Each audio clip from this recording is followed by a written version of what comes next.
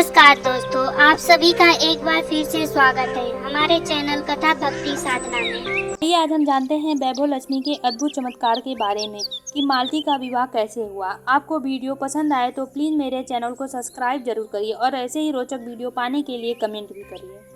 वैभव लक्ष्मी व्रत शुक्रवार के दिन किया जाता है। इस व्रत में देवी लक्ष्मी के अष्टलक्ष्मी स्वरूप की पूजा की जाती है और व्रत की कथा का पाठ किया जाता है। आइए जानते हैं वैभव लक्ष्मी व्रत की कथा के बारे में विस्तार से। रमेश चंद्र जी अपने परिवार के साथ बड़े ही आनंद पूर्वक रहते थे। उनकी पत्नी मालती देवी अत्यंत धार्मिक प्रकृति की महिला थी। रमेश चंद्र जी एक निजी फर्म कंपनी में काम करते थे। जो कुछ भी वेतन प्राप्त होता था उसमें से वे अपनी गृहस्थी की नाम किसी प्रकार संतोष पूर्वक चला रहे थे।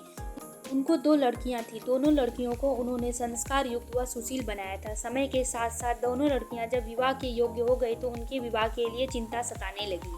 रमेश चंद्र जी विवाह संबंध खोजने लगे, परंतु जहां भी जाते दहेज रूपी दानव मुंह फाड़े उनका स्वागत करते।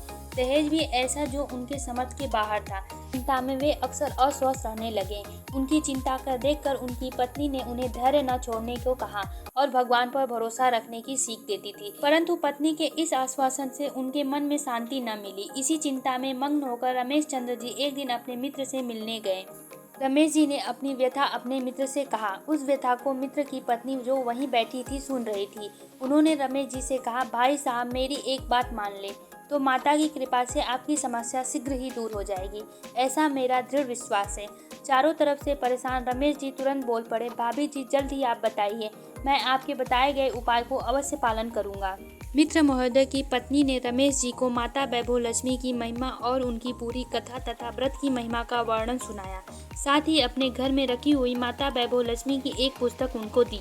रमेश चंद्र जी उस पुस्तक को बहुत ही श्रद्धा पूर्वक स्वीकार करके उन्हें धन्यवाद देते हुए अपने घर वापस आए। घर पहुंचकर उन्होंने अपनी पत्नी से सारी बात बतलाई और माता वैभव लक्ष्मी की पुस्तक उनको दी। मालती देवी ने पुस्तक को श्रद्धा पूर्वक सिर से लगाकर 11 शुक्रवार का व्रत की संकल्प ली।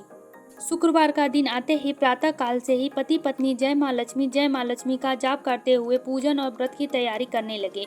इस प्रकार बड़े ही श्रद्धा और विश्वास के साथ 11 शुक्रवार का व्रत पूर्ण किया। उन्होंने 11 शुक्रवार का व्रत पूर्ण किया। 11वें शुक्रवार को उन्होंने विधि विधान पूर्वक व्रत का उद्यापन करके 11 सुहागिन महिलाओं को माता का प्रसाद देकर एक एक पुस्तक प्रदान की। व्रत के उद्यापन करने के 5 दिन ही पश्चात मालती देवी को दूर के रिश्ते के बारे में भाई का पत्र आया, जिसमें लिखा था कि बहन, यदि आपको अपनी बेटी सुधा की शादी का विचार हो तो एक बहुत ही अच्छा लड़का और परिवार हमारे ध्यान में आया है। यदि विचार हो तो शीघ्र ही संपर्क करें। पत्र पाकर मालती देवी बहुत प्रसन्न हो गई। उन्होंने तत्काल अपने पति को अपने भाई के घर भेजा। वे अपने भाई के घर पहुंचे, अपने साले से मिले। उन्होंने बहुत ही उनका आदर सत्कार किया। लड़के को दिखाने ले गए और उनके माता पिता से मिलवाया। लड़का को देखकर और उनके परिवारजनों से मिलकर रमेश जी बहुत ही प्रसन्न हो गए और वहीं अपनी बड़ी बेटी सुधा का रिश्ता तय कर दिया। माता वैभव लक्ष्मी को बहुत बहुत धन्यवाद देते हुए वे घर वापस आए। घर पर जब उन्होंने अपनी पत्नी को यह शुभ समाचार सुनाया तो पत्नी के आनंद का ठिकाना ही न रहा। उन्होंने माता वैभव लक्ष्मी को धन्यवाद देते हुए पुनः 21 शुक्रवार का व्रत का संकल्प लिया। 21 शुक्रवार का व्रत पूर्ण होने तथा व्रत के उद्यापन के कुछ दिनों बाद दूसरी कन्या का विवाह हेतु एक रिश्ता आया, जो बिना दहेज से संपन्न हो गया। माता के ऐसे चमत्कार से पूरे परिवार अत्यधिक प्रसन्न हो गए। रमेश चंद्र की धर्मपत्नी इतनी ज्यादा प्रसन्न हो गई कि माता के चमत्कार से प्रभावित हुए उन्होंने आजीवन प्रत्येक शुक्रवार का माता वैभव लक्ष्मी व्रत की संकल्प ले लिया। ऐसा माता वैभव लक्ष्मी का चमत्कार है। अतः जो भी व्यक्ति वैभव लक्ष्मी माँ का व्रत करता है उसका जीवन खुशियों से भर जाता है और घर धन्य धन से भरा रहता है।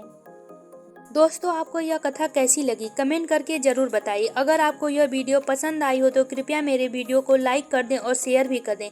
साथ ही मेरे चैनल को सब्सक्राइब जरूर कर दें। वीडियो को अंत तक देखने के लिए आपका दिल से धन्यवाद।